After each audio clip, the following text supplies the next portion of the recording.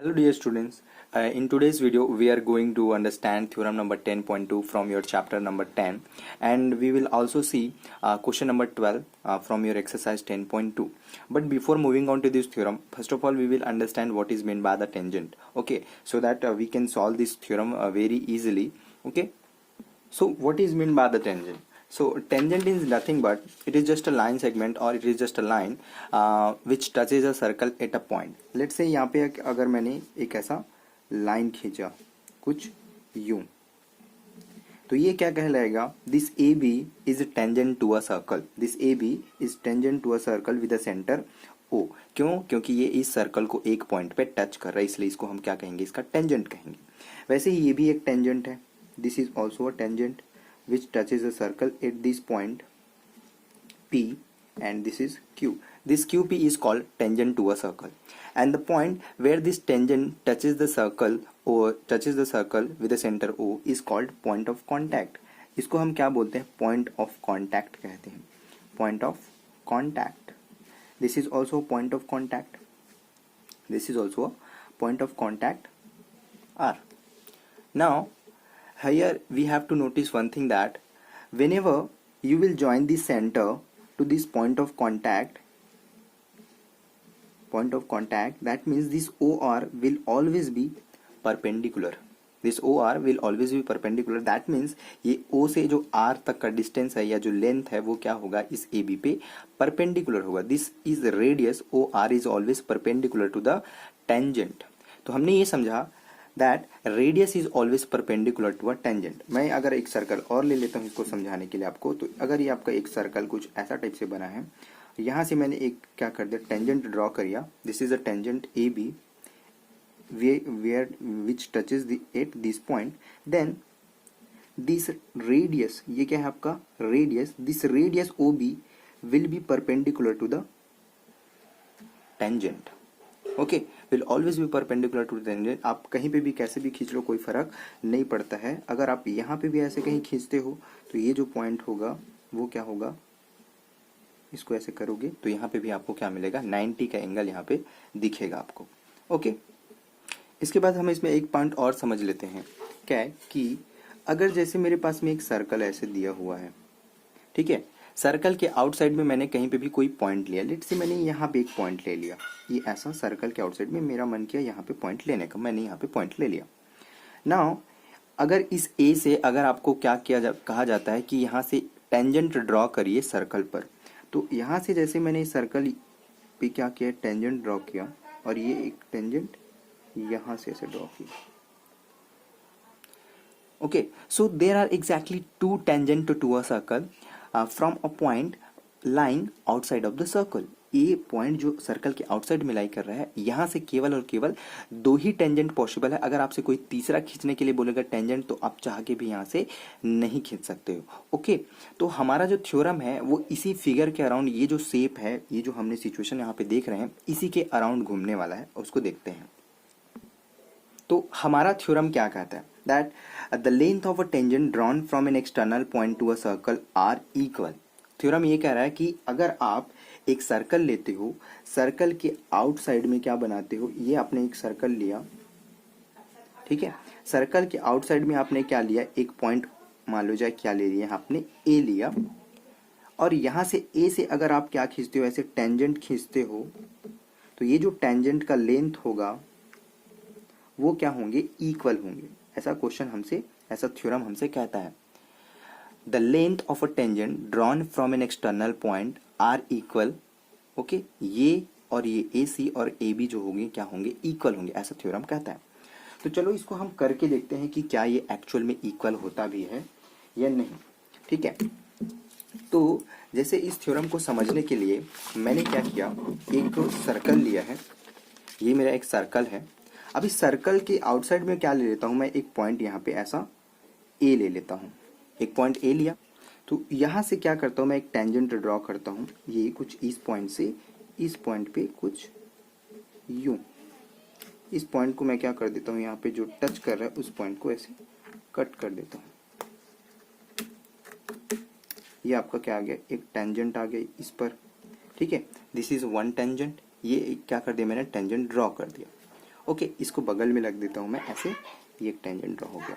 अब यहाँ पे ऐसे करता हूँ, यहाँ से एक टेंजेंट ड्रॉ करता हूँ मैं, इसको इससे ज्वाइन किया कुछ इस तरह से। तो ये किस पॉइंट पे टच कर रहा है, एग्जैक्टली जिस पॉइंट पे टच कर रहा है उस पॉइंट को मैं यहाँ पे देख लेता हूँ, ये ऐसा हो गया।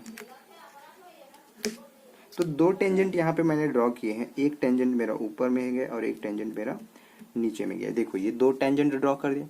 अब थ्योरम ये कहता है कि ये जो दोनों टेंजेंट मैंने ड्रॉ किए हैं ये लेंथ में इक्वल होते हैं। तो देखते हैं क्या लेंथ में एक्चुअल में है भी कि नहीं है इक्वल। तो ये देखो मैंने दोनों को देखा, तो ये एग्जैक्टली क्या है, सेम लेंथ के हैं। दोनों के दोनों जो टेंजेंट हैं वो क्या है, सेम लेंथ के हैं। ऐसा नहीं है कि ये सिर्फ एक ही जगह में आप पॉइंट को यहाँ पे लोगे और ऐसे ड्रॉ करोगे तो सिर्फ यहाँ बस के लोगा। आप कहीं पे भी कोई भी पॉइंट ले लो, उसके लिए हमेशा आपको क्या दिखेगा, इक्वल दिखेगा। तो हमने तो समझ लिया कि अगर आप यहाँ से टेंजेंट ड्रॉ करते हो तो क्या मिलेगा, आप उस टेंजेंट का जो लेंथ होगा वो इक्वल होगा। ठीक है, आगे थ्योरम को और आगे बढ़ाते हैं और इस फिगर को थोड़ा सा और अंडरस्टैंड करते हैं। अगर ये सर्कल का क्या है, सेंटर है, देन अगर सर्कल के सेंटर से अगर आप यहाँ पे ऐसे टेंजेंट ड्रॉ करोगे तो अभी अभी मैंने बताया था कि यहाँ पे जो एंगल बनेगा वो कितने का बनेगा, 90 का बनेगा। यहाँ से ऐसे अगर एंगल लाइन ड्रॉ करोगे तो ये लाइन भी क्या होगा, इस पर 90 का एंगल बनाएगा। ठीक, यहाँ से मैंने इसको क्या किया, यू ज्वाइन किया। ये अगर आपका पॉइंट ओ है तो ये आपको यहाँ पे क्या मिलता है, दो ट्रायंगल दिखते हैं, एक ऊपर वाला ट्रायंगल और एक नीचे वाला ट्रायंगल। मैं इन ट्रायंगल को समझना चाहता हूँ कि इसके क्या सिग्निफिकेंट हैं। ठीक है, तो इस थ्योरम को समझने के लिए मैंने क्या किया है, एक अलग से फिगर ड्रॉ किया है। यहाँ पे आपका एक्सटर्नल पॉइंट आपका ए है, जहाँ से मैंने टू टेंजेंट क्या ड्रॉ किए हैं, ए सी और ए बी ड्रॉ किए हैं। ओके, अब यहाँ पे मुझे क्या दिख रहा है, दो ट्रायंगल दिख रहा है। इन दोनों ही ट्रायंगल को मैं क्या करने वाला हूँ, यहाँ पे कट करने वाला हूँ।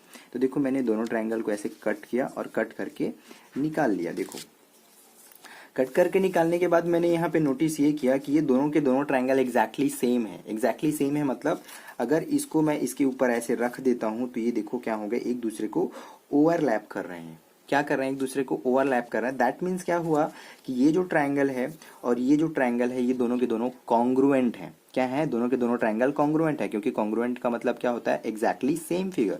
तो ये ट्रायंगल और ये ट्रायंगल क्या है, आपके एग्जैक्टली सेम है।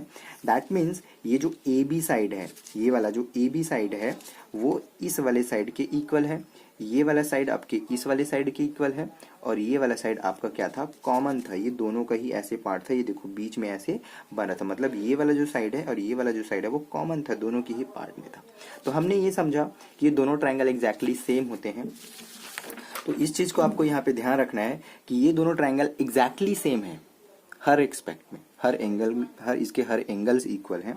थ्योरम को मैंने प्रैक्टिकली तो प्रूव करके देख लिया कि एक्चुअली में ए सी और ए बी इक्वल होता है, लेकिन हम इसको प्रैक्टिकली तो प्रूव करना नहीं, हमको क्या करना है, इसको रिटर्न में प्रूव करना है।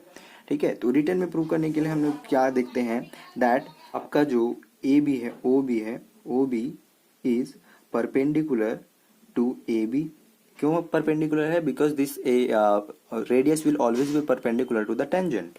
Then OC is also perpendicular to the AC. That means यहाँ पे जो एंगल बन रहा है वो क्या है, आपका राइट एंगल ट्रायंगल बन रहा है, ये वाला आपका क्या है, 90 का एंगल है। Then we can say that ABO is 90 degree का and ACO is also of 90 degree. Okay, अब हमको क्या बताना है, ये दोनों ट्रायंगल एग्जैक्टली सेम है। अगर मैं प्रूव कर दूं तो ये AC और AB भी क्या हो जाएंगे, आपके इक्वल प्रूव हो जाएंगे। अब यहाँ पे मैंने क्या नोटिस किया कि पहले वाले ट्रायंगल में in triangle ABO and triangle AOC हमें क्या दिखता है कि ये जो AO है ना वो दोनों का ही पार्ट है, इसलिए ये क्या है, कॉमन साइड है। वैसे ही हमको क्या दिखता है, ये जो OC है और वो OB है वो दोनों क्या है, रेडियस है, इसलिए दोनों के दोनों क्या है, इक्वल है। इस ट्रायंगल का OC और इस ट्रायंगल का OB दोनों क्या है, इक्वल है। क्यों इक्वल है, क्योंकि ये रेडियस है, radius of the same circle. Okay, और मुझे क्या दिखता है, एक चीज यहाँ पे एक एंगल 90 का बन रहा है, एक एंगल 90 का बन रहा है जो दोनों में बन रहा है। तो ABO is equal to ACO equal to 90 degree.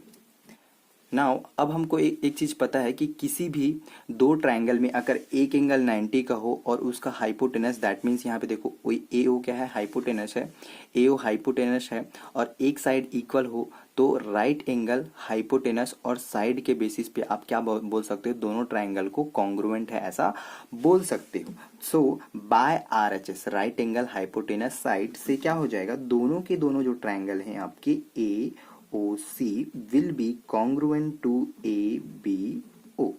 ठीक है, दोनों ट्रायंगल कॉन्ग्रुएंट हो गए। अब जब दोनों ट्रायंगल कॉन्ग्रुएंट हो गया, इसका मतलब कॉन्ग्रुएंट का मतलब क्या हो गया कि इसका हर साइड इसके हर साइड के इक्वल होगा, इसका हर एक एंगल इसके हर एक एंगल के क्या होगा, इक्वल होगा। Corresponding angles and corresponding sides will be equal. तो देखो ये जो AC है, AC का कॉरस्पॉन्डिंग पार्ट क्या है आपका AB है, तो ये क्या हो जाएगा, इक्वल हो जाएगा। AC is equal to AB हो जाएगा। कहाँ से, इसके बेसिस पे, ये दोनों कॉन्ग्रुएंट पहले हमने प्रूव किया, उसके बेसिस पे हमने ये बोल दिया that AC is equal to AB। By simplicity corresponding parts of a congruent triangle are equal. Okay, तो इस थ्योरम को देखो हमने क्या कर दिया, रिटर्न में भी क्या कर दिया, प्रूव कर दिया। प्रैक्टिकली तो हमने प्रूव करके देखा था कि अगर आप एक्सटर्नल पॉइंट से अगर आप दो टेंजेंट ड्रॉ करते हो तो उन टेंजेंट का जो लेंथ है वो क्या होगा, इक्वल होगा।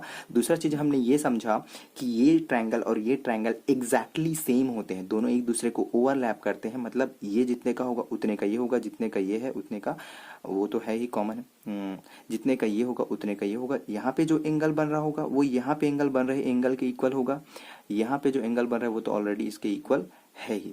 यहाँ पे जो छोटा सा एंगल बन रहा है वो इस छोटे से एंगल के क्या होगा, इक्वल होगा। क्यों, क्योंकि दोनों के दोनों एग्जैक्टली सेम फिगर है, दोनों के दोनों एग्जैक्टली सेम ट्रायंगल है यहाँ पे।